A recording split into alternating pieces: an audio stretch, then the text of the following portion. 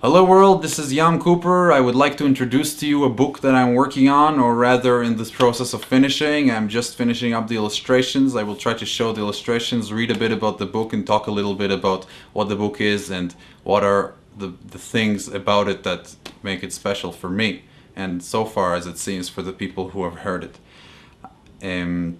So firstly I would like to show you, this is the current cover. I will read a small excerpt. Our story begins with a man named Bill, who lived in a house on the top of a hill. The hill was tall, overgrown with green grass, and the house was red with a doorknob of brass, set in the door of Bill's lovely home, which was rather large, so it allowed him to roam freely in the top floor and also the bottom, all through winter, spring, summer, and autumn. But there was one little problem with Bill's homely house, which in the middle of the night would cause him to rouse. In one single part of that adorable dwelling were installed rafters that creaked louder than yelling. Whenever the wind blew even the slightest breeze, Bill would wake up to creaks that would rattle the trees. This is a prototype placeholder illustration. I have a final illustration for the house on the hill, which I can show later. A side note, by the way, about Bill's house. This is why he never saw even one mouse. The mice could not stand that horrible noise, so they packed up and left. They had no choice. Even cats were never seen nearby. Those scary meows made them run away and cry. Frogs, birds, insects or deer, no animals to that house came near. For that matter, humans as well never set a foot there, for when they heard the creak, they shed all their hair. And for the other reason why Bill, the character of the story, was not exactly visited by people, you will have, I guess, to read the book one day. I would like to read to you the end. Just a moment. So that was the story of Bill the Green-Haired, and Tap Tap the Hedgehog who was hearing impaired. Of the bond that occurred in the most unlikely pair, one covered with spines and one with grass hair. How despite all odds friendship can take place if one doesn't give up so fast on the chase. If bravery, creativity, and trust combine, love can be found for the outcast and the blind.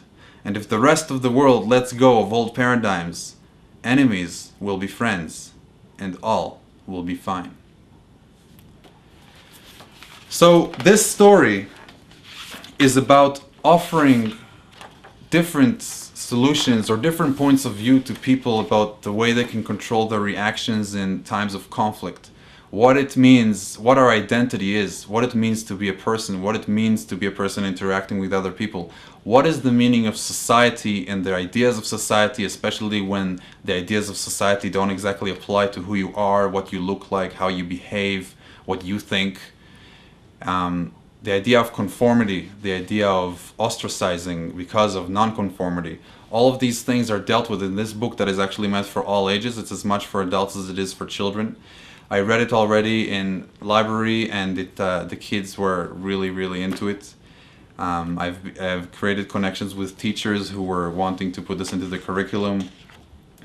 It's something that can hopefully spawn a whole thing, a series of how Bill the character can deal with solutions in his life, with problems, and goes around and experiences different things which he solves. There's an epilogue in the book that talks about the influence of his ideas, of how he solves how his solutions throughout the book, of bridging communication gaps with other characters, how these ideas influence the world. Hopefully it can become a film, it can become an audiobook, plays, it can provide inspiration to children, teenagers, and adults.